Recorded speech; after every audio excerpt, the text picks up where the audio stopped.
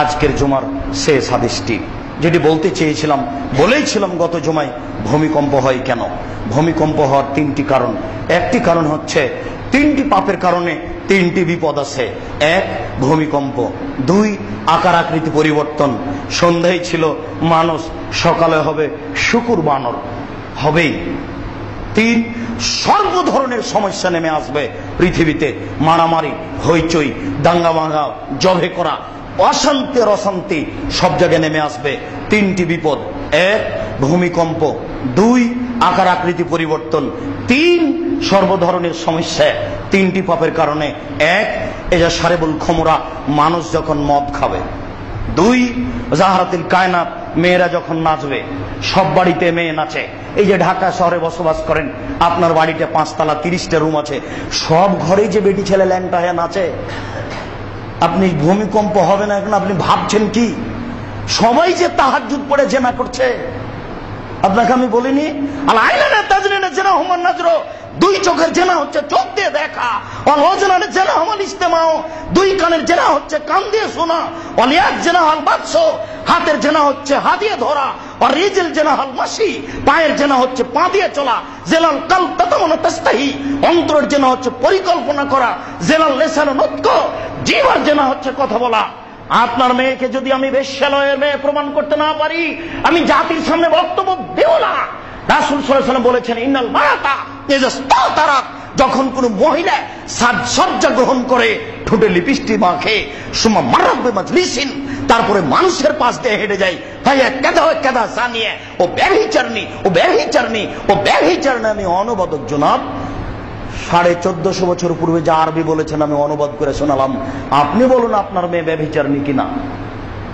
মেয়েরা যেদিন নাচবে, সব মোবাইলে মেয়ে নাচে, সব দোকানে মেয়ে নাচে, সব টিভিতে মেয়ে নাচে। ল্যাংটা মেয়ে, বেশ্যালয়ের মেয়ে। বেশ্যালয়ের মেয়েকে দেখে চক্ষু ঠান্ডা করে কলিজা জুড়িয়ে জান্নাতের মেয়ে ভোগ করতে চান, হিসাব পরিবর্তন করতে হবে এই মুহূর্তেই, কোনো সুযোগ নেই। হিসাব পরিবর্তন করে একে বন্ধ করে ইবাদত করার চেষ্টা করতে হবে।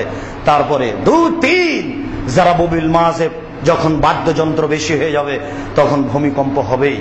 তিনটি পাপের কারণে ভূমিকম্প হয়। এক, মানুষ যখন নেশাদার দ্রব্য পান করে, বিড়ি, তামাক, জর্দা, সিগারেট গুল, নেশাদার দ্রব্য খায়, পান করে, বিগত সময় দেখে নেন। দুই, মেয়েরা যখন নাচবে। তিন, যখন বাদ্যযন্ত্র প্রকাশ পাবে, দেখেন সব দোকানে বাদ্যযন্ত্র, সব মোবাইলে বাদ্যযন্ত্র, সব ঘরে বাদ্যযন্ত্র। হেডমাস্টারের হেডমাস্টারই চলে না বাদ্যযন্ত্র ছাড়া। তাহলে আপনি বলুন ভূমিকম্প হবে না?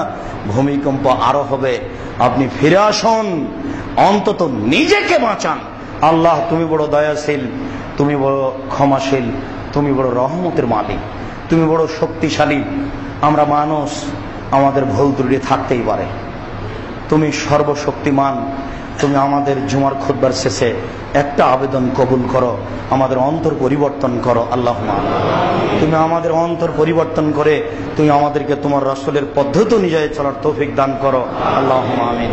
এটা পথ যেন আমাদের জন্য সহজ হয়ে যায়, তুমি এটা কবুল করো। আল্লাহুম্মা আমিন। তোমার দরবারে আমরা সাক্ষী জানিয়ে বলছি, আশহাদু আল্লা ইলাহা ইল্লাল্লাহ ওয়া আশহাদু আন্না মুহাম্মাদুর রাসূলুল্লাহ। আমি সাক্ষ্য দিচ্ছি আল্লাহ ব্যতীত কোনো মাবুদ নেই, আর অন্তর থেকে সাক্ষ্য দিচ্ছি মুহাম্মদ আল্লাহ রাসূল। তুমি আমাদের দাবি কবুল করো, তুমি আমাদেরকে সঠিক পথে নিয়ে আসো। আল্লাহুম্মা আমিন। আমাদের যারা মারা গেছে তুমি তাদের কবরের শাস্তি মাফ করো। আমরা যারা অসুস্থ তুমি তাদের আরোগ্য দান করো। আমরা যারা বেঁচে আছি তুমি তাদেরকে তোমার রাসূলের পদ্ধতি অনুযায়ী চলার তৌফিক দান করো। এই দাবি, এই দাওয়া, এই দোয়া তোমার দরবারে রেখে আজকের জুমার সংক্ষিপ্ত খুতবা এখানে শেষ করলাম। সাল্লাল্লাহু আলাইহি ওয়াসাল্লাম।